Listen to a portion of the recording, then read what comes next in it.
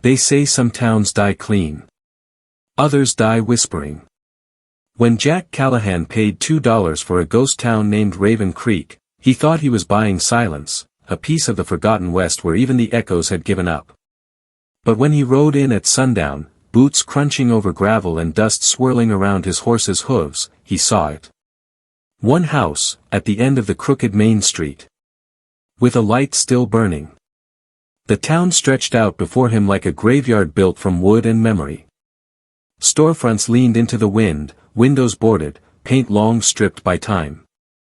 The old saloon stood crooked, piano keys broken, bottles still on the shelves, as if someone left mid-song and never came back.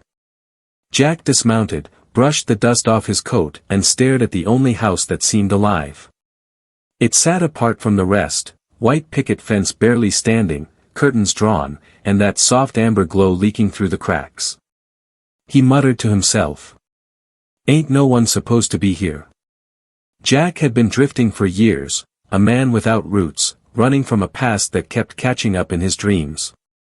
When he bought Raven Creek from the county office for $2, it wasn't about profit. It was about peace. A place to disappear. But peace doesn't come cheap, not even when it's abandoned. When he reached the porch, the boards groaned under his weight. The front door was shut, but not locked. He called out. Hello? Anyone here? Silence. Then, a faint rustle inside. Jack stepped in. The air smelled of old wood and kerosene. Dust danced in the lamplight, but the room was tidy, too tidy for a place left to rot. A fire had recently been burning in the stove. And on the table sat two mugs, one full, one empty. He froze. The back of his neck prickled. No way, Jack whispered. Then came the sound, a chair creaking upstairs. Someone, or something, was moving. He reached for his revolver, the one he swore he'd never draw again. Each step up the staircase echoed like thunder in his ears. At the top of the stairs, a voice, soft, like a memory, called out. You came back, didn't you? Jack froze. The voice was familiar. Impossible, but familiar. He pushed open the door. Inside was a bedroom, lit by moonlight leaking through broken glass. No one was there. Just a rocking chair, swaying slowly. And an open journal lying on the bed. He picked it up. The handwriting was elegant, feminine. The first line read. If he ever returns, tell him I waited until the light went out. Jack's throat tightened. His hands shook. He knew that handwriting. It was Clara's. His wife. Dead 10 years. He dropped the book, stumbled back, eyes wide. No. That can't be. The wind slammed the shutters. The lamp flickered.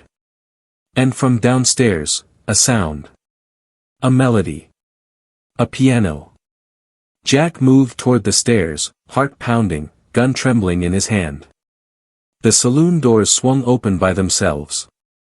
Inside, the piano played, no hands, no player. Just the same sad tune from their wedding night.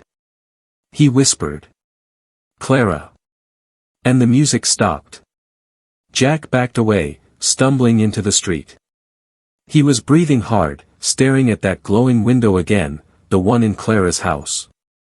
He had buried her years ago after the fire.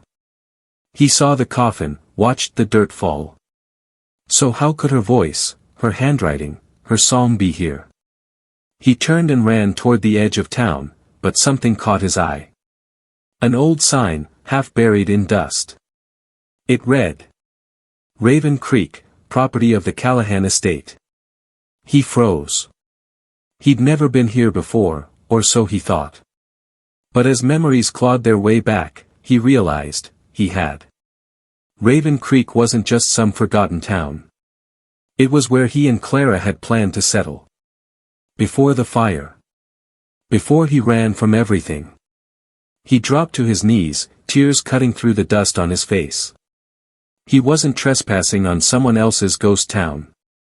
He was standing in the ashes of his own life. The light in Clara's window flickered once, twice, then slowly faded out. Jack whispered. "I'm sorry I left you." A soft voice, behind him, answered. "You didn't. I was always here." He turned, but no one was there. Just the open plain stretching forever.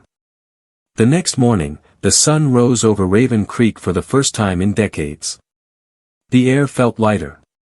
The silence, peaceful, not haunted. Jack packed his things, mounted his horse, and took one last look at the town. The wind carried the faintest scent of lilacs, Clara's perfume. He smiled, touched the brim of his hat, and whispered. "Rest easy, darlin'. The light's out now." As the screen darkens, the narrator's final line echoes like a legend told by firelight. Some ghosts don't haunt the place they died. They haunt the place they were loved.